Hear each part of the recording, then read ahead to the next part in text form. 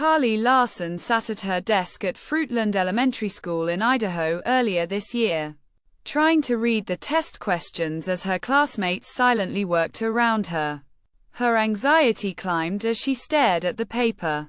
She asked to use the bathroom and left the room. Her mother, Jessica Larson, had been substitute teaching that day when she received a call from the front office, notifying her that her 9-year-old daughter was having a panic attack. Carly, now 10, has dyslexia and struggles with reading and writing, Larson said. "Wouldn't you be anxious?" Larson told the Idaho Statesman and News Pulse. For years, Larson had been pleading with the Fruitland School District to get Carly qualified for special education for reading. Larson, who herself was diagnosed later in life with dyslexia, had her daughter tested in first grade in 2021 by a private specialist who said Carly had the same disability. But a diagnosis doesn't automatically qualify a student for special education. The school still wouldn't evaluate Carly for help, saying she likely wouldn't qualify, in part because her scores weren't low enough, Larson said. Larson grew more frustrated with each passing school year as her child, a shy girl who feels most confident when competing in rodeos on her horse, Pi, would cry after school and tell her she felt dumb.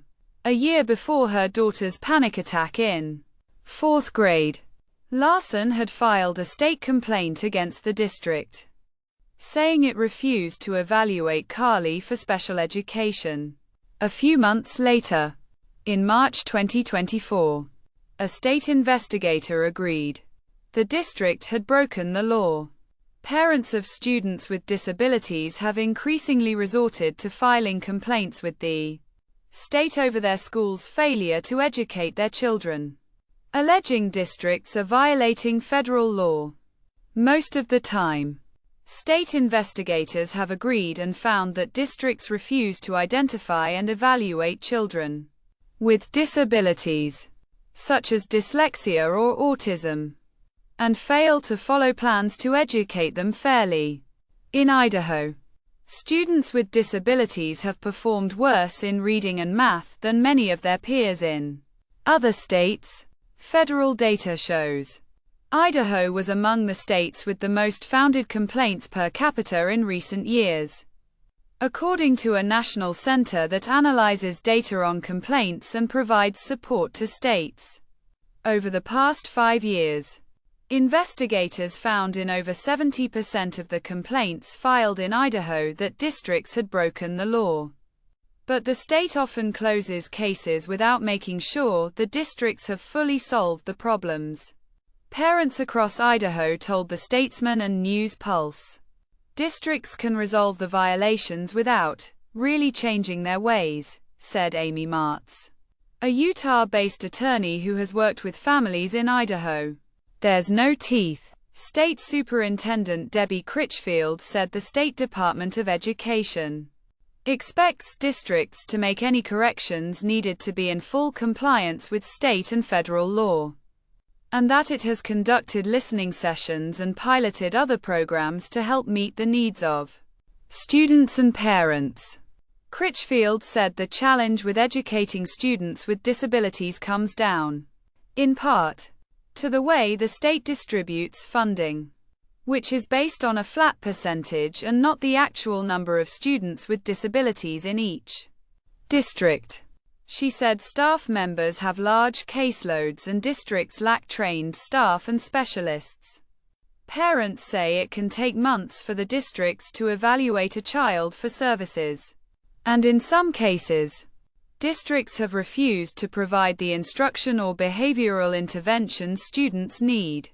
Lawmakers have been reluctant to approve changes to the funding formula despite warnings from state officials about a shortfall between what districts spend on special education and what the state allocates.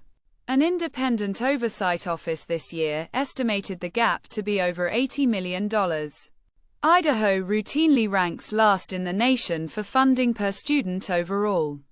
Larson said she didn't want to get the district or teachers in trouble when she filed her complaint. But she said she risked retaliation in a small community where speaking out can be damaging, because she intended to make public schools better for her daughter and other kids. "We're failing our kids. This is our future," Larson said. "Why are we failing them? And that's my question to them. But they can't answer." What investigators found school districts nationwide are required to identify children who have disabilities or health impairments that could make it harder to learn, such as attention deficit, hyperactivity disorder, or dyslexia, and evaluate them for special education services. A parent can also formally request an evaluation of their child under federal law if the school has any reason to suspect a disability. It must provide that evaluation. But when Larson asked the district to evaluate her daughter, the school pushed back. Records show that district officials over a period of 1.5 years provided numerous reasons Carly didn't need or wouldn't qualify for special education. Her low reading scores were mainly due to anxiety, rather than a disability. She needed to advocate for herself. She was making progress. A special education evaluation would take a long time. If she received special education services, she'd miss out on valuable instruction time in a general education classroom. A few months after Larson filed her complaint in 2024, an investigator contracted by the State Department of Education concluded that the district didn't have procedures in place to make sure all students with disabilities were identified and helped, and that it hadn't conducted a full evaluation of Carly, even after Larson requested it. The investigators issued a corrective action plan and ordered the district to begin the evaluation process with Carly within about 2 weeks and to help her within 2 months if they found she qualified for special education. Fruitland Superintendent Stoney Winston, who started in July 2024, after the state issued the corrective action plan, said the district has made corrections and is meeting current requirements. He said he can't speak to what happened before he assumed his role. Disability advocates have said the lack of funding makes it hard for school districts in the state to attract qualified specialists or special education teachers who fully understand the law, which can lead to improper education plans or other violations. High caseloads for staff members also mean less time for making or implementing specialized education plans, they said. The state relies on a decades-old funding formula that assumes a set percentage of students in every district would qualify for special education. 6% in elementary school and 5.5% in middle and high school. State education officials acknowledged those percentages were never adequate. Officials said they don't know how lawmakers first arrived at that formula.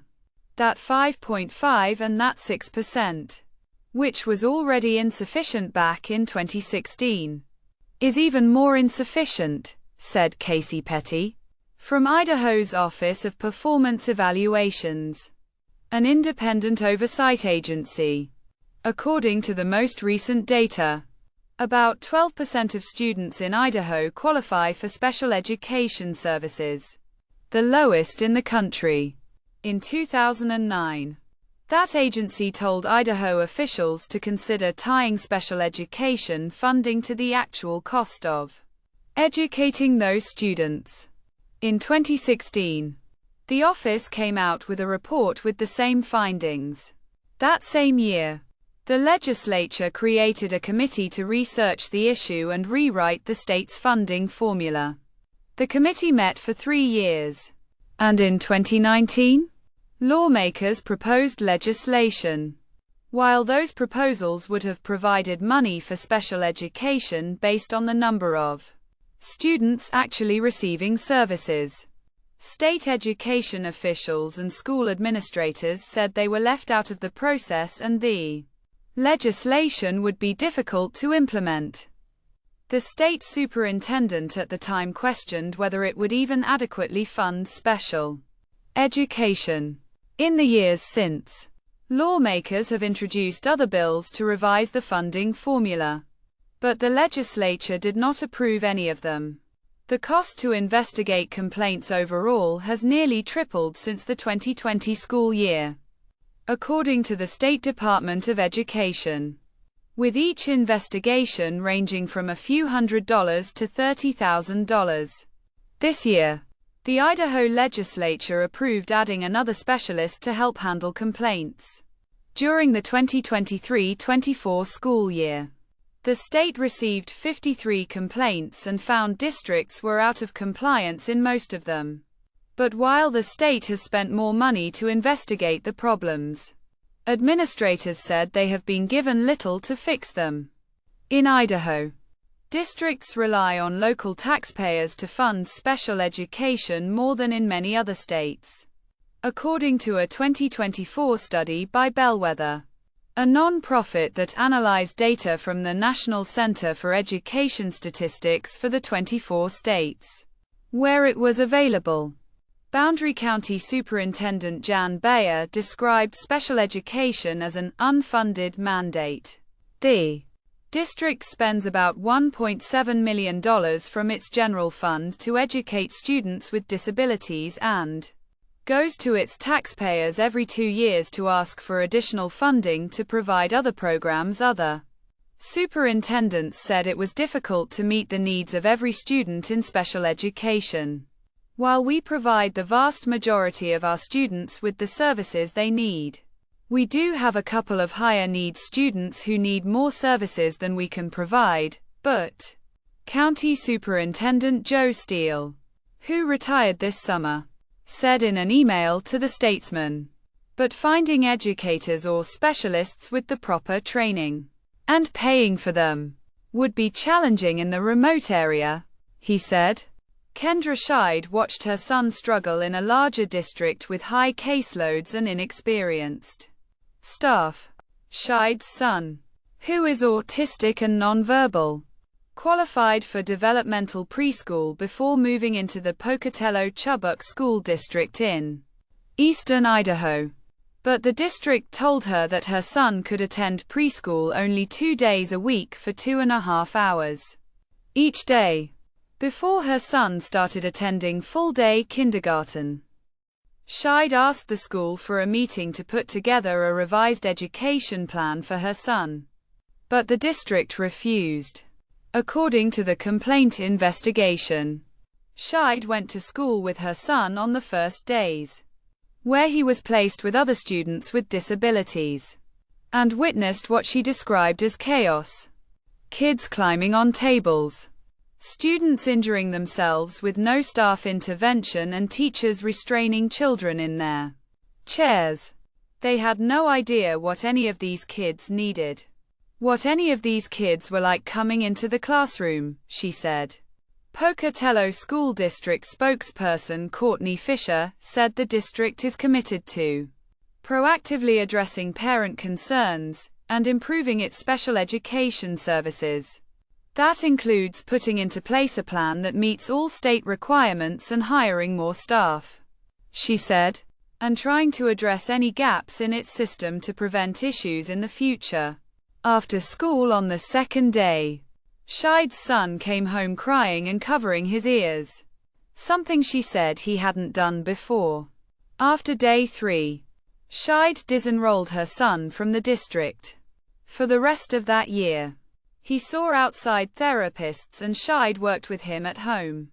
After she filed a complaint with the state, an investigator found the district had broken the law when it failed to create a plan that would work for her son and to ensure the teacher had his previous education plan before school started. The state said the district must create a new education plan for her son should he re-enroll. But Scheid had lost faith. Instead, she entered and won one of the few available lottery spots in a charter school. which her son now attends. I feel like a bad mom because I didn't know this stuff at the time, reflected Scheid, who said her son is now doing well in a charter school that's more accommodating. And I feel like I let my son down. I would never move back there. About 20% of Idaho districts have broken federal disability law multiple times in the past 5 years, and nearly 40% have violated the law at least once, according to data from the State Department of Education. When they do, the state, which enforces the federal law and corresponding state rules, asks them to fix the problems through corrective action plans. The plans reviewed by the news outlets ask district staff to undergo training, and sometimes a child gets additional hours of education to make up for the time missed. But a Statesman and News Pulse review of corrective action plans and interviews with parents showed districts repeatedly receive training for the same problems and commit similar violations. Critchfield, the state superintendent, said there are several factors that could play a role in whether training is successful for districts permanently, including staff turnover and access to resources. Compliance with state and federal law is the ultimate goal, she said in an email. As a department, we are always prepared to provide remedial training and intervention to address additional concerns as they arise. The Pocatello School District received 11 complaints over the past 5 years, according to data from the State Department of Education. The Garden Valley School District received 10. In both of these districts, federal investigators found systemic violations in special education law that impacted more than one student. The State Department of Education refused to provide the number of founded complaints per district, citing federal law on student privacy. Though some other states publicly post much of their complaint investigations online. Andrew Branham was among several parents who filed complaints against the Garden Valley School District over the past 3 years. The Branhams wrote in the complaint that their daughter received virtually no education and was denied services, such as speech and counseling. At one point, they said a school resource officer called her parents threatening to arrest her. Her parents said they rushed to school to find her barefoot in the middle of the parking lot as several adults looked on. A state investigator concluded that the district in some instances had relied on the resource officer to address the student's behavior. Branham said the district was unwilling to meet the needs of their daughter. The Branhams elevated their case, hiring an attorney who presented it before a state-contracted hearing officer. The Branhams received a financial settlement with the district and moved to Washington to get their daughter a better education. It is a shame what Idaho is doing to kids in that state, Branham said in December. I would never move back there. And I would never recommend anyone live in that state, especially if you have special needs kids. After the Branhams filed their complaint and went public, more than 20 families shared similar experiences. They said. So they filed a complaint on behalf of other families that alleged that the district ignored state and federal laws meant to protect students with disabilities and denied them an education. The resulting state investigations concluded that at least 13 of the allegations were founded. The district failed to properly construct education plans for students. It also didn't have the proper plans for supporting a child with behavioral issues.